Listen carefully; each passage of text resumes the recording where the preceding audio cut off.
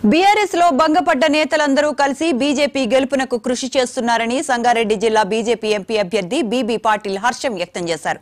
గత 10 సంవత్సరాల నుంచి చేసిన అభివృద్ధి తనని గెలిపిస్తుందని ఆయన ధీమా వ్యక్తం చేశారు.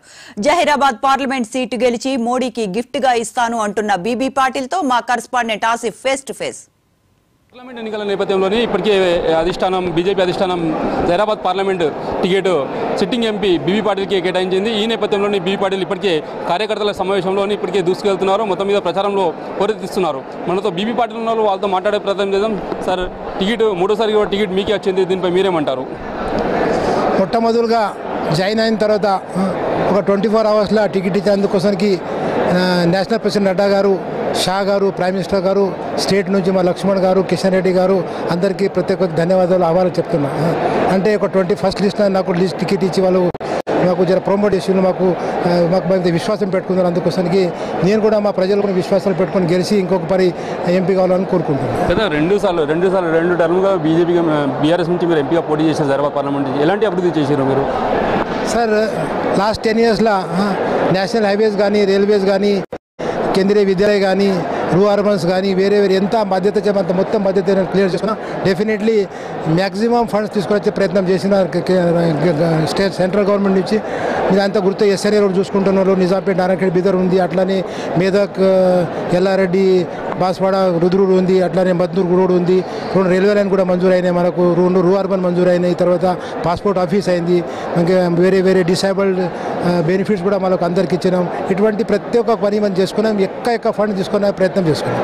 రాజకీయ ప్రస్థానం ఇచ్చిన బీఆర్ఎస్ నుంచి బయటికి వచ్చారు. దీనిపై బీఆర్ఎస్ ఇప్పటికీ మీకు ఓటమికి ఖచ్చితంగా మేము ఓటిస్తామని చెప్తుంది. దీనిపై మీరేమంటారు?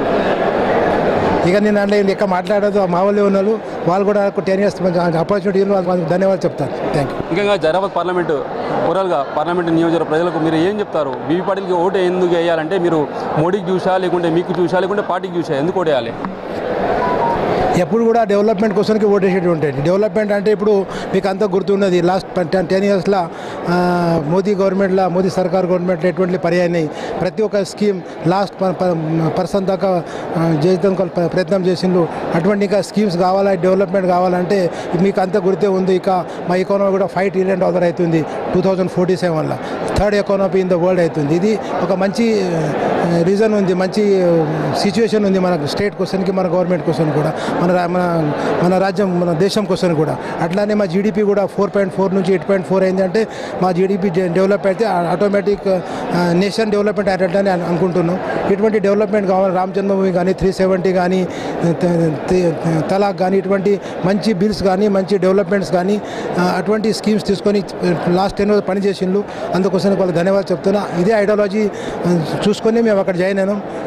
లాస్ట్లీ అంత చేయతందుకు చాలా పెయిన్ఫుల్ అయింది. కానీ ఇక డెవలప్మెంట్ కోసానికి, ప్రజల కోసానికి, కాన్స్టిట్యూన్సీ డెవలప్మెంట్ కోసానికి, మా స్టేట్ డెవలప్మెంట్ కోసానికి నేను బీజేపీలో చేరినా.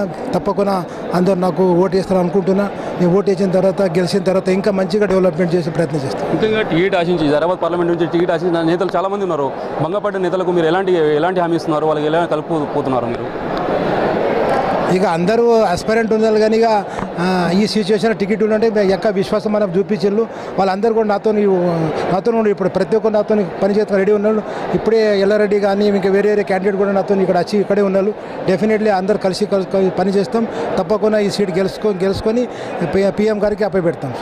మొత్తం మీద ఏదైతే ఇప్పటికే టికెట్ ఆశించిన భంగపడ్డ నేతలు మొత్తం కూడా బీబీ పాటిల్కు సపోర్ట్ చేస్తున్నారు. మొత్తం మీద ఏదైతే అభివృద్ధికి చూసి ఓటు వేయాలి. ఇక్కడ దేశ ప్రధాని రాష్ట్రంలో కాకుండా దేశంలో కూడా అభివృద్ధిలో చూసుకోపోతున్న బీజేపీని ఇప్పటికీ చూసి ఓటు వేయాలని బీబీ పాటిల్ చెప్తున్నారు.